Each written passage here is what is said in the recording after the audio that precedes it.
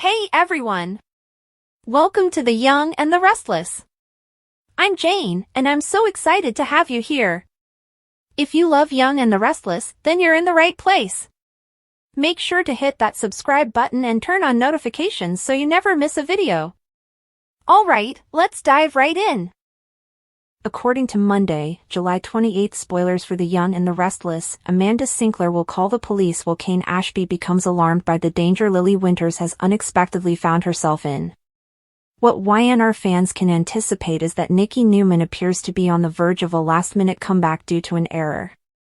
Carter will first have to deal with the betrayal. Carter will learn that his boss wants him imprisoned after Kane gives him the confidence to confess to the murder of Damian Kane. Carter will lose it and accuse Kane of arranging a trap since Chance Chancellor and Victor Newman will be listening in on his admission. Carter will decide to take drastic measures after it becomes clear that there is no way out of this situation. At some point, Carter will pull out a gun and point it at Lily's head. Chance and Kane will both go into a frenzy as a result, but Carter will insist on taking Lily hostage in order to escape the property. Carter won't get very far, of course. This plot is building to a thrilling conclusion, which will probably result in Carter being shot and killed. Carter might join Damian in the small corpse club that is developing in Nice, but Lily should escape this unharmed. It won't be long before the police take up the investigation once Amanda gets reports on all the craziness that is happening and calls them.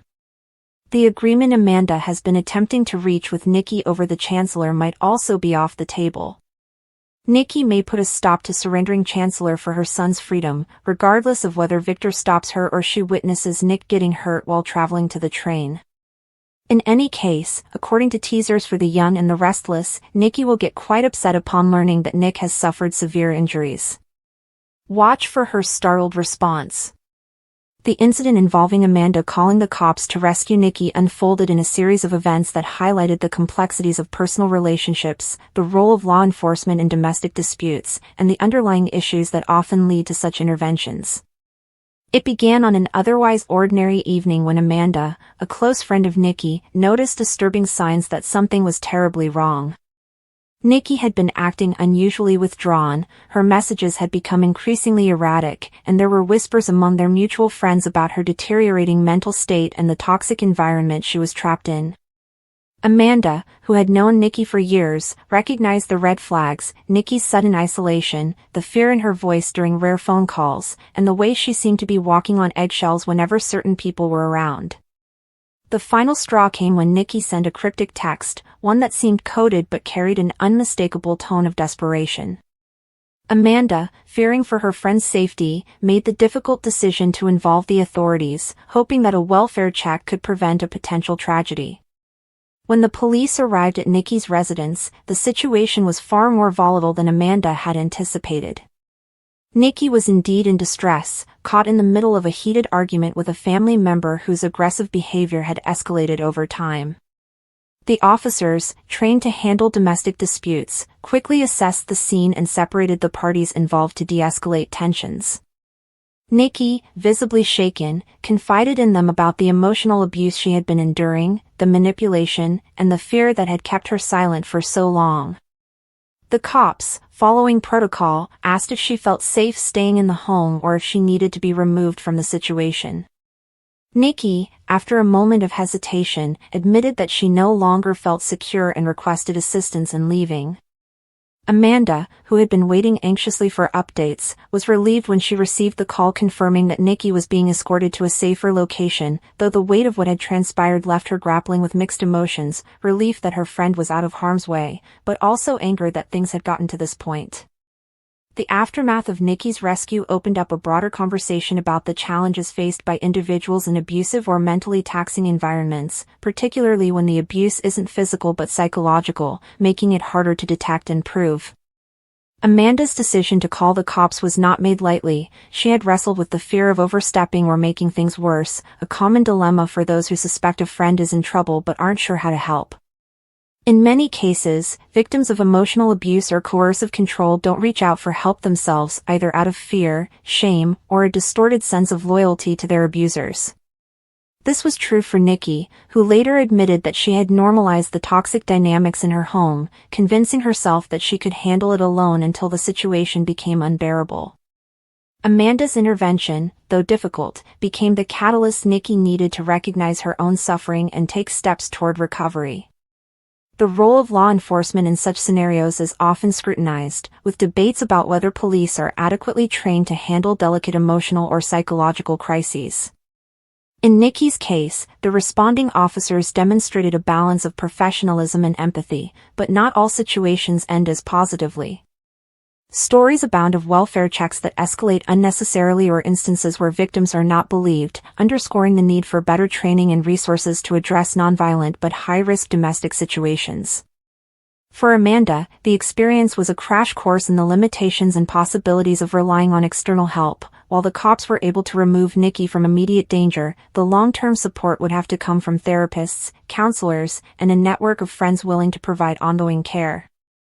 Nikki's journey toward healing was neither quick nor linear.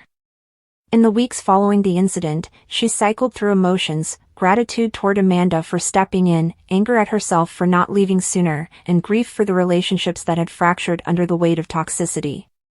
Therapy became a crucial part of her recovery, helping her unpack the years of manipulation and rebuild her sense of self-worth. Amanda, meanwhile, struggled with the emotional toll of being the one who blew the whistle, facing subtle backlash from others who questioned her decision or accused her of meddling. The experience strained some friendships but also deepened her understanding of how difficult it is to intervene in someone else's life, even with the best intentions. The story of Amanda calling the cops to rescue Nikki is a microcosm of larger societal issues: how we define and respond to abuse, the gaps in support systems for those in crisis, and the moral responsibility of bystanders to act when they sense danger. It raises uncomfortable questions about privacy versus protection, and whether waiting for a victim to ask for help is sometimes a luxury they can't afford. For Nikki, the intervention was a turning point, though not an easy one. For Amanda, it was a lesson in the weight of action, the messy aftermath of doing what you believe is right even when it's not universally applauded.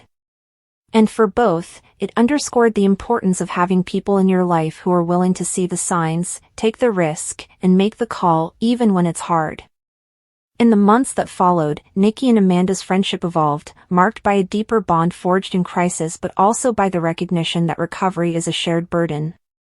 Nikki's rescue was just the beginning. The real work lay in rebuilding, a process that required patience, forgiveness, and an unwavering commitment to breaking cycles of harm. The incident served as a reminder that while calling the cops might resolve an immediate danger, the roots of such crises run deep, demanding more than just a single intervention. It's a story that doesn't end with the police report or the temporary shelter but continues in the quiet, everyday choices to heal, to listen, and to refuse to look away when someone is suffering. Amanda's call was an act of love, but it was also a challenge, to Nikki, to herself, and to all of us, to pay attention, to speak up, and to never underestimate the power of stepping in when someone can't step out alone. Amanda's hands trembled as she gripped her phone, pacing the length of the Grand Phoenix suite with a panic that refused to subside. Her voice caught in her throat as she hit call and waited for the tone. Genoa City Police Department, what's your emergency? Came the operator's crisp voice, shattering the unbearable silence. Amanda inhaled sharply, forcing the words out as calmly as she could manage. It's Nikki Newman. I believe she's been taken, kidnapped. Please, you need to send someone now. The moment she hung up, 1,000 fears invaded her mind like a swarm of bees. Just hours ago, everything had seemed under control, even if tensions were high. Nikki had gone silent after leaving a vague voice message that sounded strained, her words hurried and cryptic. He knows. Tell Victor. And Amanda, don't trust the driver. Amanda had played it over 10 times, trying to decipher every syllable while her heart raced, but deep down, she already knew this was serious. Nikki wouldn't say something like that unless she was in real danger. And now, she wasn't picking up.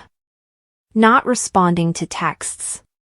Her tracker, something Victor had insisted she carry, was offline. Amanda had already called Victor, who was out of town on business, and his voice had gone cold with fury and fear. Find her, he'd ordered, not to her, but to someone else Amanda couldn't hear over the line.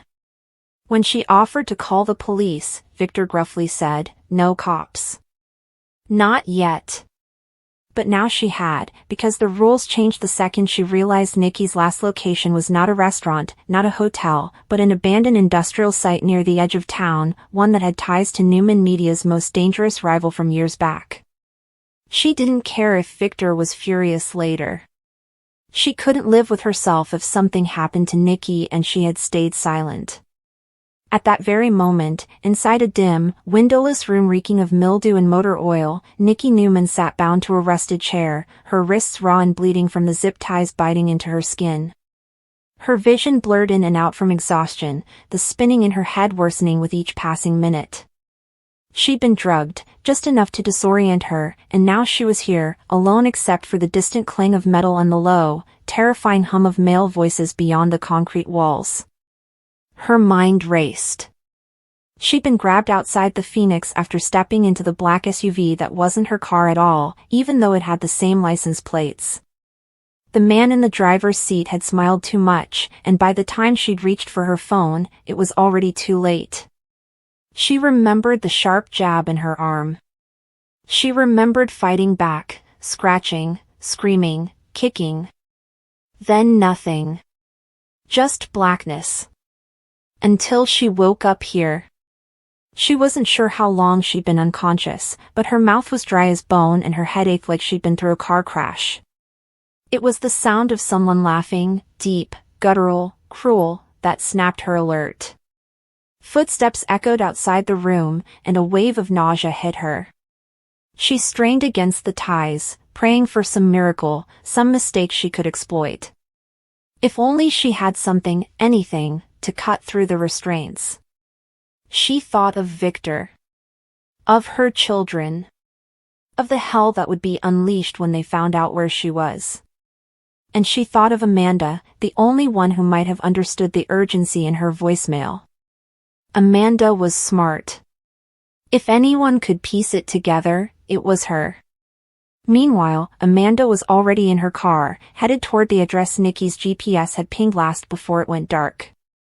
She didn't wait for the police to arrive, she couldn't. If Nikki was in danger, every minute counted. Amanda had seen too many women end up victims because everyone moved too slow. Her law career had taught her that, and her instincts screamed at her that Nikki didn't have time to spare. As she drove through the deserted industrial corridor, the road grew narrower and more treacherous. She parked a block away and approached the building cautiously, her heels clicking against the cracked asphalt like tiny alarms. She wasn't armed. She wasn't trained for rescue. But Nikki was family now, in the way that only shared pain can bind people. Amanda had lost too much already in life to sit back and lose another strong woman to some faceless enemy. She crept closer, pressing herself against the wall as she heard muffled shouting from inside. She peered through a broken window, trying to get a visual. Inside, she caught a glimpse of two men, one pacing, the other leaning over a table littered with surveillance photos, Nikki's purse, and a syringe. Her stomach turned. This was no robbery. This was calculated. Deliberate. The door behind them creaked open, and a third figure entered, taller, heavier, with a scar that cut across his neck like a twisted reminder of past violence. Amanda ducked back, her breath frozen in her lungs. Back inside, Nikki's resolve had begun to harden. She wasn't just going to sit here and wait to be rescued. She twisted her wrists again, biting back a scream as the plastic tightened further, slicing into her flesh. Then, suddenly, she heard a noise behind her. A scrape. A faint whisper. Was she hallucinating? "Nikki," came a voice, soft, urgent, female. Her eyes widened. "Amanda?" she whispered. From the shadows, Amanda emerged, crouching beside her, hands shaking. "I'm going to get you out of here," she whispered. Nikki didn't waste time with questions. Knife. Zip ties, she breathed. Amanda looked around, grabbing a piece of jagged metal from the floor, probably a piece of scrap. With slow, careful movements, she began sawing through the ties. You called the cops? Nikki rasped. Amanda nodded. They're on their way. But we need to move, now. As soon as the ties gave way, Nikki stood, wavering for a moment before gripping Amanda's shoulder. They drugged me, she said, and Amanda tightened her grip. Lean on me. We've got to go. But they didn't get far. Just as they slipped into the back hallway, the door slammed open. Hey, one of the men roared, his footsteps thundering after them.